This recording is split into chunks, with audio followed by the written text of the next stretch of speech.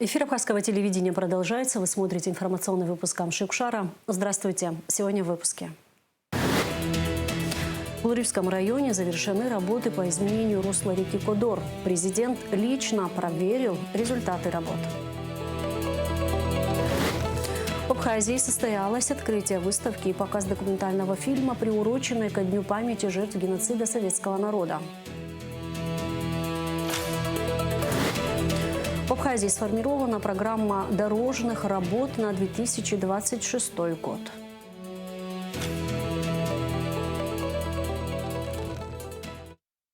Президент проинспектировал результаты работ по изменению русла реки Кодор в селе Кацикет. Ранее на данном участке существовала проблема подтопления частных домовладений и сельскохозяйственных угодий.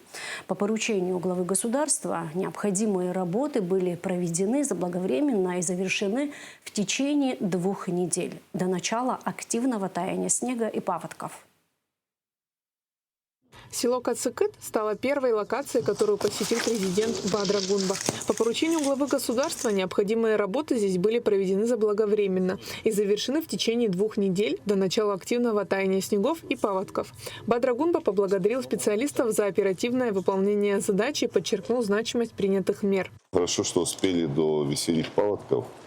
Ежегодно наносит максимальный ущерб в этом году, надеюсь, после проделанной работы такого. Это благодаря вашей оперативности мы сделали эту работу. Спасибо вам. Это вам ваша оперативность. 15 дней – это довольно-таки короткий срок. Я не знаю, как специалисты оценят, но я считаю, что это очень короткий срок. И хорошо, что мы успели до весенних паводков, чтобы течение и дебит воды нам не мешало реализовать эту работу. Так что спасибо большое. Чтобы поменять русло реки Кодор, специалистам пришлось убрать 13 гектаров леса. Была проведена разборка грунта, устройство каналов. Также были возведены защитные насыпи и дамбы. Тем самым русло реки Кодор было переброшено на другой берег. Работы проводила компания Нерудинвест. Они велись вдоль отрезка 2 километров. Глубина доходила до 3 метров. Здесь было задействовано около 20 единиц спецтехники. На сегодняшний день на этом участке, даже если сейчас уровень реки поднимется достаточно высоко, значит, вал почти 4 метра высотой, значит, при всех вариантах развития сценария, значит, она не сможет выскочить из этого берега. Она будет лежать на этом пространстве. Мало того, та часть берега левобережная, вот компания тоже задамбировала и дает возможность сохранить даже, чтобы не размывался, не подмывался тот участок берега. Вообще работа подобного уровня, она вообще уникальная. Такого объема работы в такие короткие сроки и с таким подходом вообще в Абхазии точно больше никто не делает. Это совершенно однозначно. Было обращение граждан нашей страны. Вы знаете, что мы сейчас максимально стараемся облегчить в том числе деятельность наших сельчан, крестьян. И в этом смысле это очень важная работа, которая проводится сегодня по всей территории Абхазии. Но особые участки – это вдоль реки русла Кодор, вдоль реки русла Алцга. Мы сегодня побывали на Кодор, работы там завершены. Это дамба длиною в более чем 2 километра, которая позволит сохранить урожай сельчан, расширить территории, значит, для посевных площадей. Это 4 села. 4 села плюс аэропорт Бабушера. Вы знаете, стратегическое значение аэропорта. В этом смысле, да, это определенные затраты, немалые затраты, но мы пошли на реализацию этих проектов с учетом важности. Ранее на данном участке существовала проблема подтопления частных домовладений и сельскохозяйственных угодий. Своевременные меры позволили устранить угрозу подтопления близлежащих сел. Данная река, как всем известно, представляет большую потенциальную угрозу как для села, так в принципе и для района в целом. Угроза подтопления, и были здесь потопы неоднократные, но сегодня, благодаря решению руководства, эти работы выполнены и угроза устранена. Здесь проведены колоссальные работы, береговычистительные, береговыпрямительные работы вдоль русла реки Кодор. Глава государства также посетил село Пакуащ.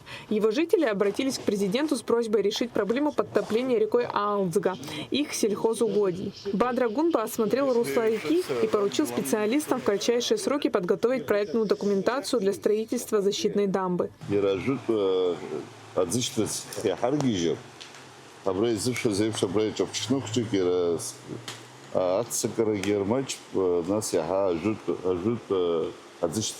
Подводя итоги инспекционной поездки, глава государства отметил значимость проводимых работ для жителей сел. В данном селе Пакващ тоже проблемы с руслом реки. Порядка 10 гектаров земель сельхозпроизводства уже являются неприспособлены, потому как река смывает эти территории. Сейчас даны поручения, чтобы и здесь все необходимые меры были предприняты для того, чтобы у крестьян была возможность в полной мере реализовывать определенные возможности на селе. Сегодня, как отметил Бадра Гунба, приоритетная задача состоит в том, чтобы максимально облегчить труд крестьян, сохранить посевные площади. А Элита Ручняна, Лачхинджерия, Рамокамке, Абхазское телевидение. Продолжаются работы по реконструкции дорожной инфраструктуры в Кодорском ущелье. Ремонтные работы в ущелье начались по поручению президента Бадры Гунба. Реконструкция включает в себя устройство грунтовой автодороги, капитальный ремонт тоннеля и мостового сооружения, являющихся частью единственной автодорожной инфраструктуры, связывающей Кодорское ущелье с остальной территорией республики и имеющей стратегическое оборонное значение. Реализация первого этапа мероприятия была предусмотрена инвестпрограммой на 2023-2025 годы. Общая стоимость всех работ составляет более 1 миллиарда рублей. На всех этапах контроль за исполнением работ осуществляет Управление капитального строительства. В рамках программы по ремонту и восстановлению улично-дорожной сети в населенных пунктах Абхазии, финансируемой из федерального бюджета Российской Федерации, для реализации программы ежегодно выделяется по 1 миллиарду рублей. В 2025 году таким образом по всей республике было отремонтировано 19 объектов, которые полностью введены в эксплуатацию. На текущий момент сформирована очередная программа на 2026 год. В нее войдет 21 объект дорожной инфраструктуры. В сфере дорожной инфраструктуры в 2025 году президентом были достигнуты договоренности о развитии приоритетных направлений транспортной инфраструктуры. Под эту программу ежегодно выделяется по 1 миллиарду рублей и, соответственно, реализуются плановые мероприятия. В 2025 году таким образом было отремонтировано 19 объектов, которые полностью введены в эксплуатацию. Это объекты, находящиеся в каждом из районов Республики Абхазия. В большом объеме сделаны дороги в Ачамчирском, Гудаутском районах. Также по всем районам было сделано по 2 приоритетные дороги, которые самые густонаселенные и самые часто используемые. На текущий момент сформирована очередная программа на 2026 год. В нее войдет 21 объект. И опять-таки, это по наиболее приоритетным направлениям, в том числе, это сельские дороги, так как у нас 2026 год объявлен годом села. И ведется очень активная работа по составлению проектно-сметной документации. На данном этапе сметы уже находятся в экспертизе. И в первых числах мая мы ожидаем с положительным заключением выхода из экспертизы документов. И, вероятнее всего, в июне работы уже будут планово реализовываться пошагово. В целом, вообще дорожная инфраструктура в республике, она находится в очень плачевном состоянии. Порядка 60% у нас составляет износа дорожной инфраструктуры. Именно поэтому президент сделал акцент на развитии данного направления, так как дорожная инфраструктура является базовой отраслью развития экономики республики. Союз журналистов Абхазии поздравляет члена творческого объединения, пресс-секретаря президента Республики Абхазия Алхаса Дмитриевича Чулокуа с 50-летним юбилеем. Алхас Чулокуа – выпускник Абхазского государственного университета и Московского государственного университета имени Ломоносова. Его профессиональный путь в журналистике начался в 1994 году, еще во время учебы в АГУ с работы корреспондентом информационной программы Амшукшара Абхазской гостелерадиокомпании. Репортерскую деятельность на абхазском и русском языках он активно совмещал с редакторской. Руководил творческой группой программы ААМТА, а затем стал редактором информационных программ дирекции телевидения ГТРК. После президентских выборов 2005 года Алхас Чулокуа перешел на работу в администрацию главы государства, где был назначен заместителем руководителя управления информацией и СМИ. В разные годы занимал должности председателя Абхазской государственной телерадиокомпании, начальника управления по связям со СМИ администрации президента Абхазии, а также генерального директора Абхазского государственного драматического театра имени Самсона Чамба. С августа 2024 года по настоящее время Алхас Чулокуа возглавляет управление по работе со СМИ администрации президента Абхазии и является пресс-секретарем главы государства.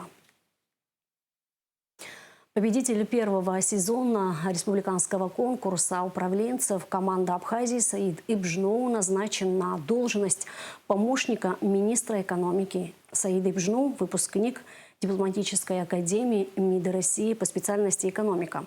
В настоящее время продолжает учебу в Российском государственном университете нефти и газа по направлению экономика и управление. Его профессиональный путь включает работу в сфере аудита и финансового консультирования. А до назначения в Минэкономике Саид Ибжноу работал ведущим внутренним аудитором в АО «Дом РФ». Также совмещал практическую деятельность с преподаванием в РГУ нефти и газа имени Губкина в качестве ассистента. Тимур Гуля переизбран председателем Республиканской общественной организации ветеранов Отечественной войны народа Абхазии АРУА.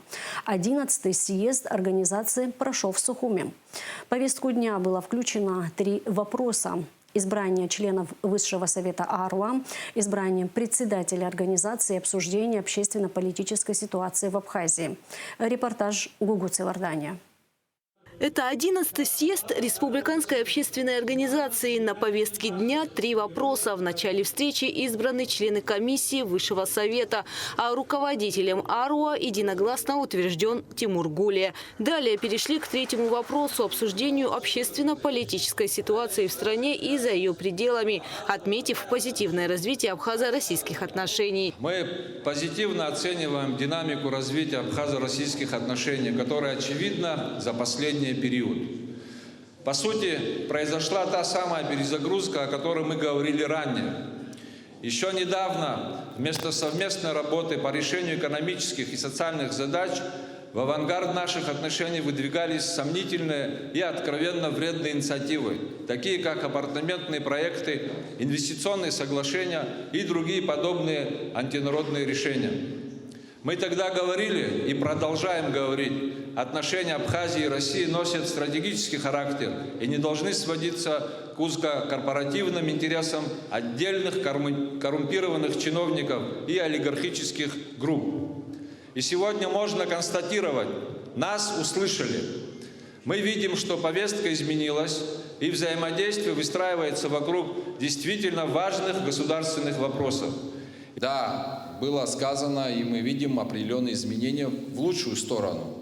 В первую очередь это связано с вопросами взаимоотношения Абхазии и России. Действительно, те вопросы, которые в совсем недавнем прошлом будоражили все абхазское общество, сняты с повестки. Это апартаменты, земельные вопросы и многое другое. По мнению выступающих съезда, обороноспособность страны требует пересмотра. Праздничная и фестивальная повестка важна для республики, однако она должна быть сбалансирована с реальными мерами безопасности. На встрече отметили, что внешняя защита невозможна без внутреннего единства. Путь к нему лежит через открытый диалог с властью. Также выступающие добавили, что предстоящие парламентские выборы должны пройти прозрачно, став инструментом созидания, а не раскола общества. Мы обращаемся ко всем участникам политического процесса. Давайте проведем выборы достойно и открыто. Пусть именно народ Абхазии определит, кто будет представлять его интересы в столь сложное время. В противном случае это может стать фактором серьезной дестабилизации, которой необходимо избежать. Парламентские выборы – это очень серьезный этап. Он не менее серьезный и важный, нежели президентские выборы. Мы должны к ним подойти с пониманием того, что для сохранения единства нации и стабильности в нашей стране в парламенте Абхазии должны быть представлены все общественные и политические силы страны. Должен быть баланс. Мы всегда выступали против и сейчас выступаем против уличных манифестаций, против досрочной смены власти. Это оттягивает нашу страну назад. Говорили и о реформе избирательной системы. По мнению Дамира Гарзолия, для повышения политической ответственности необходимо реформировать избирательную систему, отметив, что мажоритарный принцип часто приводит к тому, что голосуют за личность, а не за программу. Также, по мнению выступавших, необходимо стремиться к сбалансированной тарифной политике и эффективному использованию государственных ресурсов, так как ориентация на интересы общества и обеспечение достойного уровня жизни людей являются ключевыми задачами для устойчивого развития страны. Разговоры о реформе избирательной системы, перераспределения полномочий не должны остаться просто разговорами. Мы ждем от парламента и президента реального продвижения в этом вопросе. Мы предлагаем перейти к модели, где законодательная власть получает реальные рычаги. Не просто согласовывать, а формировать долгосрочную повестку, контролировать бюджет и нести прямую политическую ответственность перед нами, гражданами.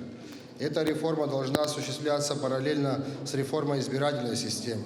Сейчас у нас мажоритарная система. Победил в округе, прошел парламент. Голосование часто идет не за программу, а за узнаваемость или громкие обещания одному конкретному двору. На съезде АРУА присутствовали и добровольцы Северного Кавказа. Они отметили нерушимость братских связей между нашими народами, а также пожелали плодотворной работы членам Республиканской общественной организации. В завершении съезда была принята резолюция, в которой говорится о необходимости общественного диалога с учетом предложений организации АРУА для вовлечения граждан в реформы, принятия закона об импичменте президента, создании экспертной группы для реформирования вооруженных сил и повышения их эффективности, кадровых изменениях МВД, разработке проекта альтернативных источников электроэнергии и снижении тарифов для инвалидов и ветеранов. Гугут Савардания, Заур Алиев, Давид Хашик, Абхазское телевидение. В представительстве дирекции Всемирного фестиваля молодежи в Абхазии состоялось открытие выставки «Без срока давности. Геноцид советского народа» и показ документального фильма «Именем человечества без срока давности», приуроченной ко дню памяти жертв геноцида советского народа, совершенного нацистами и их пособниками в период Великой Отечественной войны. Репортаж Ирены Богатыря. Рана, которая не заживает, трагедия, которую нельзя забыть. Ко дню памяти жертв геноцида советского народа в дирекции Всемирного фестиваля молодежи была организована выставка «Без срока давности. Геноцид советского народа» Национальным центром исторической памяти при президенте России. Также состоялся показ документального фильма «Именем человечества. Без срока давности», основанного на мнениях экспертов, официальных лиц и воспоминаниях участников Великой Отечественной войны. Кроме того, стартовала акция «Георгиевская лента», которая продлится до 9 мая. Ленты будут раздаваться волонтерами в офисе ДВФМ. Это международная акция, которая стартовала сегодня по всему миру. Георгиевская лента – это символ мужества, героизма защитников. И она нам напоминает о тех событиях Великой Отечественной войны, когда советский народ объединился и встал на защиту своей страны. Поэтому важно сохранять этот символ, важно приучать подрастающее поколение к той памяти, которую мы сейчас сохраняем и передаем из поколения в поколение. Будет проходить эта акция при поддержке волонтеров Победы, при поддержке волонтерского центра Республики Абхазия. На мероприятии также был подчеркнут вклад Абхазии в окончание Великой Отечественной войны. Абхазия является стратегическим союзником и партнером России и продолжит предпринимать усилия по сохранению исторической памяти. Вклад абхазского народа достаточно значимый, большой. одна только цифра, да, о которой вы, скорее всего, знаете, что из числа выходцев из Абхазии 24 человека удостоены звания Герой Советского Союза. И 3 человека полный кавалер Ордена Славы. То есть это подтверждение того, что было сказано о вкладе Абхазии, да, в достижение нашей общей победы. К сожалению, сегодняшний день — это день, в принципе, трагический. То есть мы вспоминаем о тех, кто погиб, не дожил, да, до победы. Но знать необходимо, помнить необходимо, чтобы в будущем не допускать подобных событий. Выставка без срока давности «Геноцид советского народа» будет открыта до конца недели. Ее экспозиция включает документальные свидетельства и материалы, которые раскрывают различные аспекты нацистской политики и геноцида, включая карательные операции, массовое уничтожение мирных жителей, создание невыносимых условий для жизни, а также преступления против детей, женщин и пожилых людей. На мероприятии присутствовал министр иностранных дел Абхазии Олег Барциц, который подчеркнул важность проведения подобных мероприятий и недопустимость искажения справедливых фактов истории. Мы помним, мы чтим и сделаем все возможное, чтобы эти тяжелые уроки прошлого не повторились, сказал он. Советский народ по праву является народом-победителем. Мы с вами находимся в преддверии очень важной даты, очередной годовщины Великой Победы 9 мая, когда многие, практически все народы Советского Союза в едином строю отстояли свое право на будущее, на свою историю, на свою самобытность. И народ небольшой Абхазии внес очень существенную лепту в достижение этой общей победы. Поэтому, когда мы сегодня видим попытки неонацистов, попытки псевдоисториков перекроить историю задним числом, мы должны быть в этом плане бескомпромиссны. Прошу вас, молодые люди, студенты, те, кто завтра будет продолжать строительство и создание нашего государственного и национального проекта, учитывать это. Для этого нужно хорошо знать факты истории, для этого нужно работать над сохранением этого общего нашего очень важного багажа. Заместитель министра обороны Давид Бжаня зачитал обращение министра обороны генерала-полковника Владимира Ануа к студентам.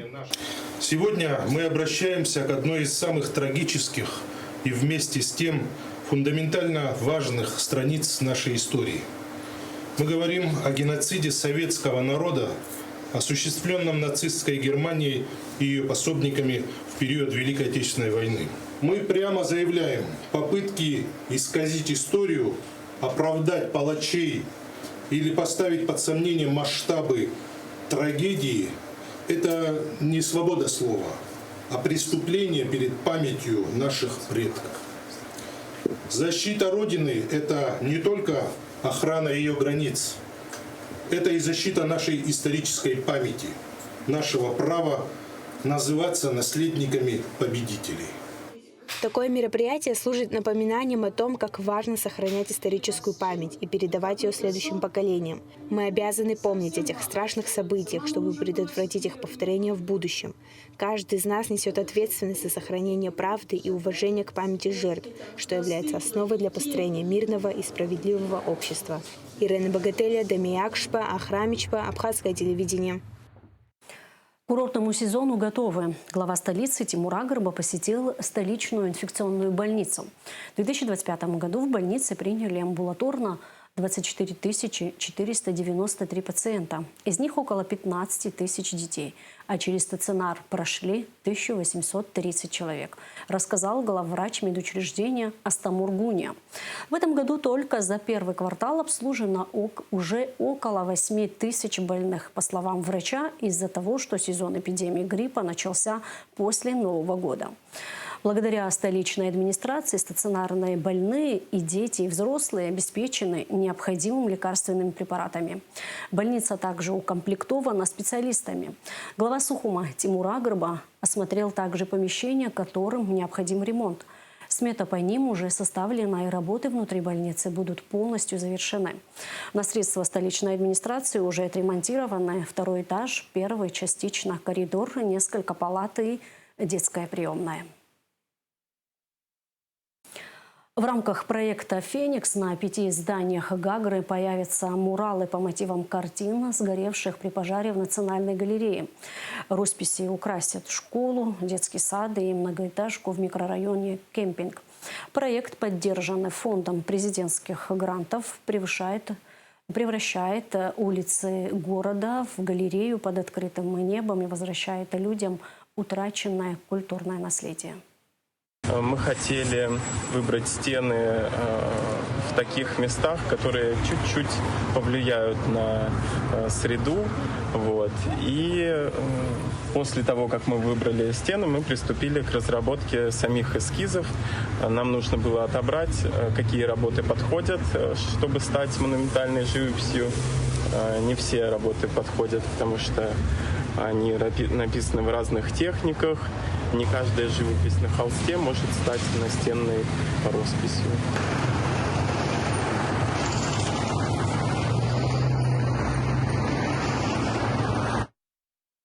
А сейчас прогноз погоды. В четверг, 23 апреля, в Абхазии ожидается облачная с прояснениями погода. Временами дождь, гроза, туман.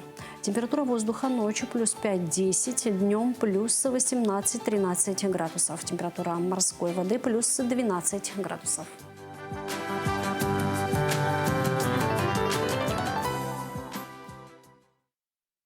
На этом наш выпуск завершен. Всего вам доброго. До встречи в эфире.